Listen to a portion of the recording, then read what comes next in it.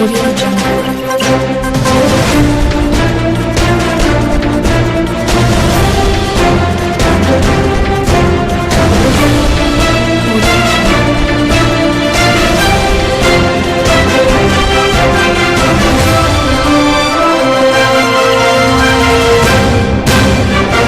Vous faites bien de suivre Michapi Voice Télévision pour vous informer à la une de ce journal. Les nouvelles venant de Mbujimai, chef-lieu de la province du Kasaï oriental, sont bonnes. Le parc de Nkwadi a débuté avec la récolte de ses 300 hectares de maïs. Mémorandum d'entente signé entre la République démocratique du Congo et l'Inde en vue de l'acquisition de licences à titre définitif pour l'utilisation et la commercialisation de cette technologie de pose de chaussées souples à base de déchets plastiques en RDC. Les détails, c'est tout de suite.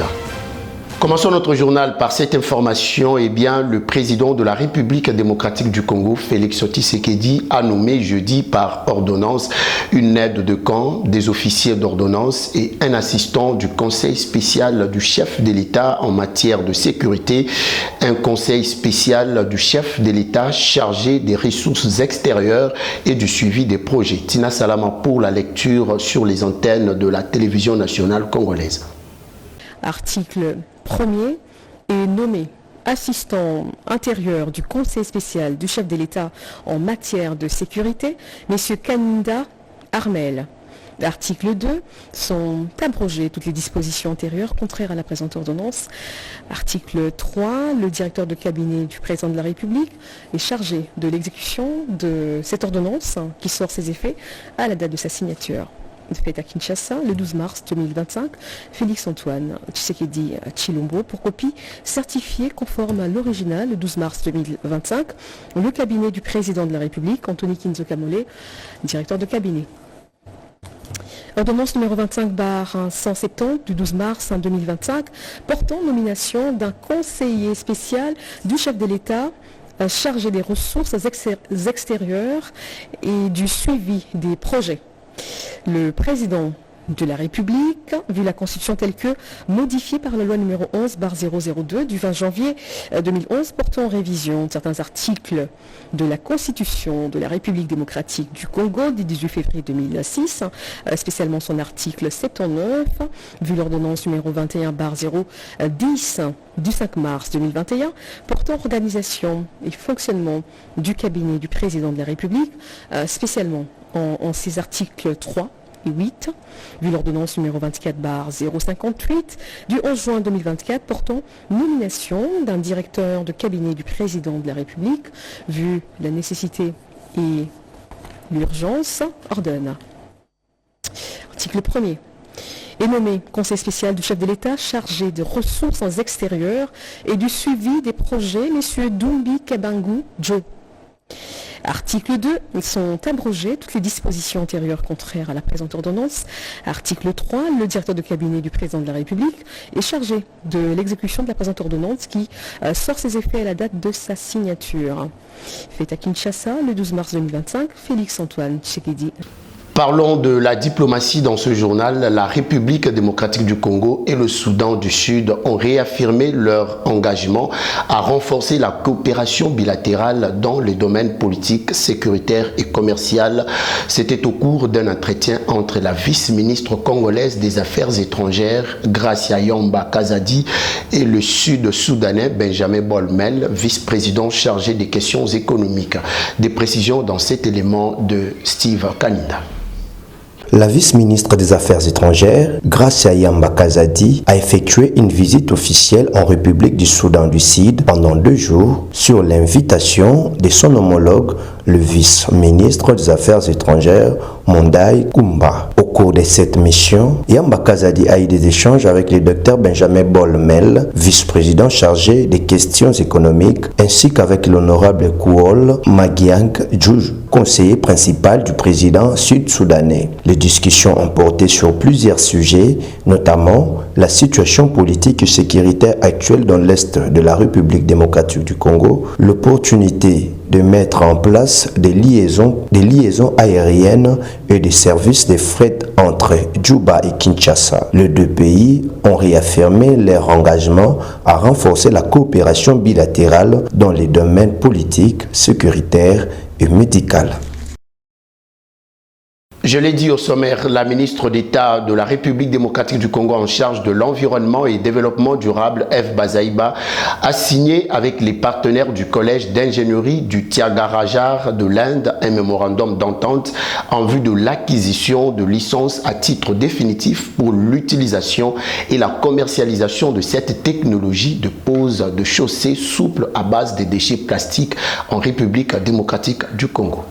Cette information a été révélée lors de l'ouverture de l'atelier de présentation de projets de transfert de la technologie des poses de chaussées souples à base de déchets plastiques TENI ce jeudi 13 mars 2025 à Kinshasa. La ministre Eve Bazaïba a indiqué que dans ce cadre de transfert de technologie, il est prévu une formation des ingénieurs congolais par l'équipe indienne. L'équipe bénéficiaire de cette formation serait composé entre autres des ingénieurs de l'Office de route, de l'OVD, Office de voirie et drainage, et de l'Institut national de bâtiments et travaux publics. Afin de bien expérimenter, cette information a été révélée lors de l'ouverture de l'atelier sur la présentation de projets de transfert de la technologie des poses de chaussées souples à base de déchets plastiques, tenu ce jeudi 13 mars 2025 à Kinshasa. La ministre Eve Bazaïba a indiqué que dans cette cadre de transfert de technologie, il est prévu une formation des ingénieurs congolais par les Indiens. L'équipe bénéficiaire de cette formation serait composée entre autres des ingénieurs de l'Office de route, de l'OVD, Office de voirie et drainage, et de l'Institut national du bâtiment et travaux publics afin de bien implémenter cette technologie de route intelligente et durable en République démocratique du Congo. Avec la signature de ces protocoles d'entente avec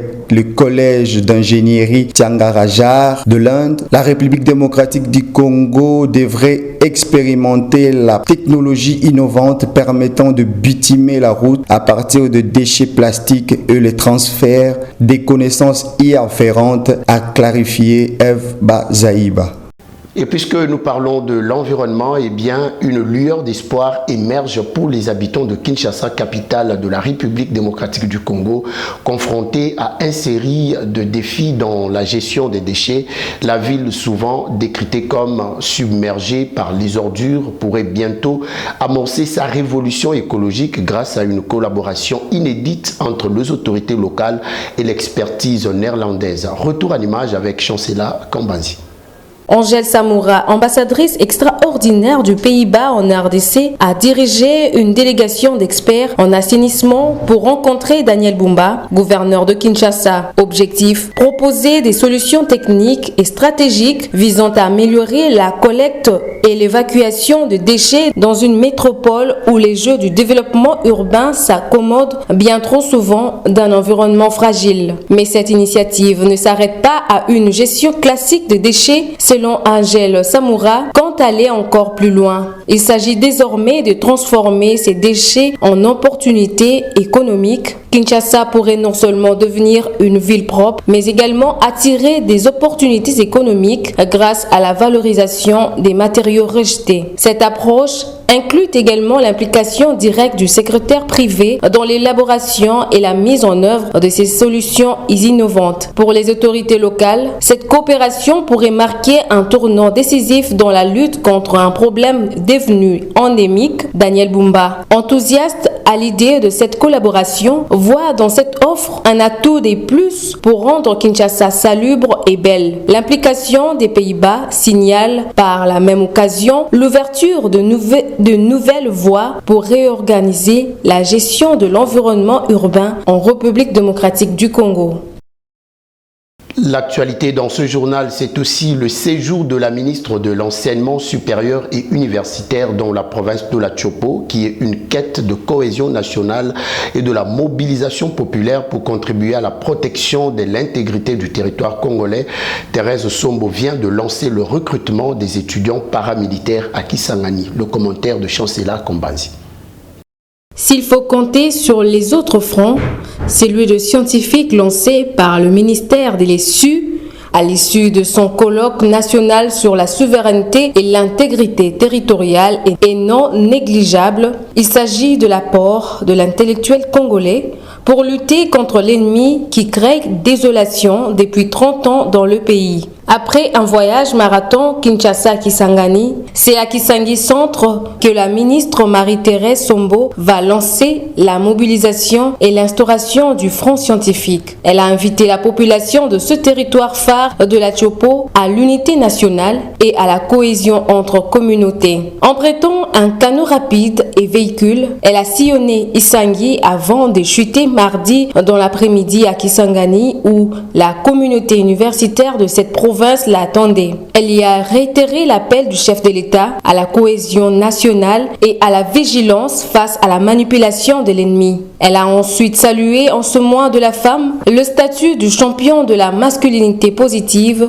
du président de la République, Félix-Antoine Tshisekedi Tshilombo, pour qui elle a demandé un soutien indéfectable de toutes les femmes du pays. Le point culminant de cette rencontre de Kisangani était le lancement officiel du recrutement des étudiants paramilitaires qui vont rejoindre le FARDC et contribuer à la protection de l'intégrité du territoire congolais.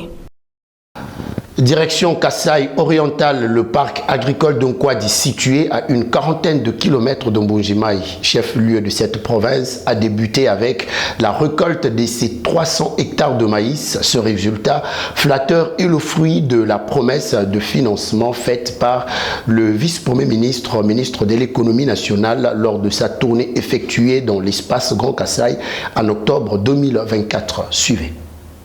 On ne peut pas commencer sans vraiment louer les efforts et la vision de mon excellence, monsieur le gouverneur, Mbouéboué Jean-Paul. Si jamais je ne cite pas le VPM national, ministre de l'économie, Papa Daniel Mukoko, je serais ingrate.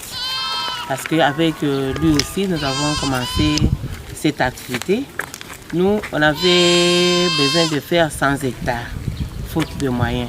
Mais quand lui-même était venu ici, il a dit non. Au lieu de ça, vous pouvez concrètement faire combien, quelle superficie.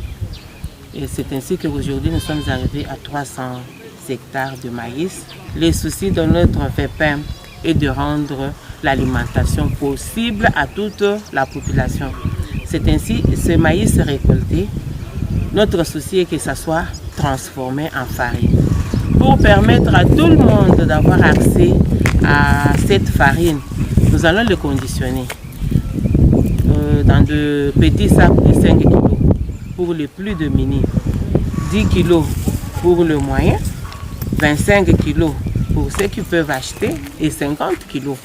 Et on va ouvrir des points de vente où les gens vont s'approvisionner à un prix raisonnable. Sous l'impulsion du gouverneur Grace Bilolo, les cadres et agents du bureau d'études et d'investissement du gouvernorat ainsi que certains conseillers ont bénéficié d'une formation intensive sur la gestion, le suivi et l'évaluation des projets de développement. Suivez leur témoignage dans cet élément.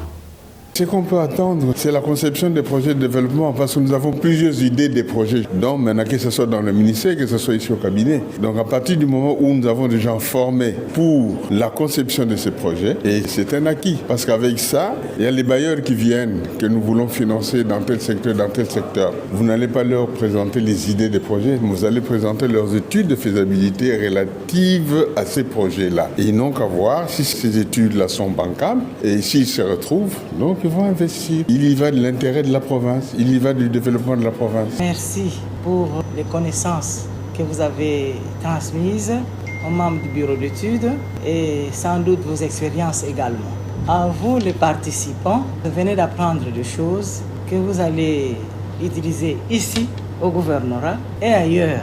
Et donc, je vous encourage. Et sur ce, je déclare clos cet atelier de formation sur la réalisation, le suivi et l'évaluation des projets. Restons toujours dans le Bas-Congo pour parler de la pénurie d'eau potable à l'hôpital provincial de Kinkanda Matadi. Le ministre provincial de la Santé, Dr Ovide Yobila, a convoqué la médecin directeur Dr Annie Soki pour en savoir plus sur la situation. On en parle avec Christian Chibaka.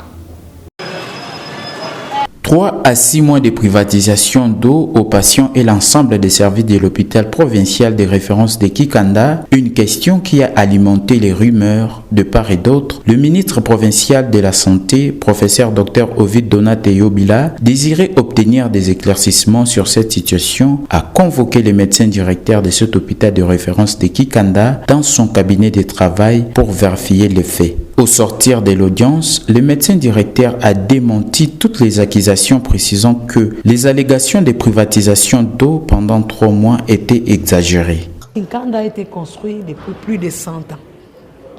Alors il y a un problème de tuyauterie pour lequel nous devons trouver une solution. À notre niveau, nous avions changé la tuyauterie. L'eau commençait à couler. Il y a de cela 10 à 12 jours, je crois, que l'eau ne coule plus. Mais 6 jours passés, ça coulait quand même. J'ai vu des femmes, des malades, des gardes malades puiser de l'eau à côté du laboratoire. Cette rencontre, bien qu'ayant permis de clarifier la situation, met en lumière les défis que rencontrent les établissements de santé de Matadi en matière d'approvisionnement d'eau pour s'assurer que tels problèmes ne se reproduisent pas.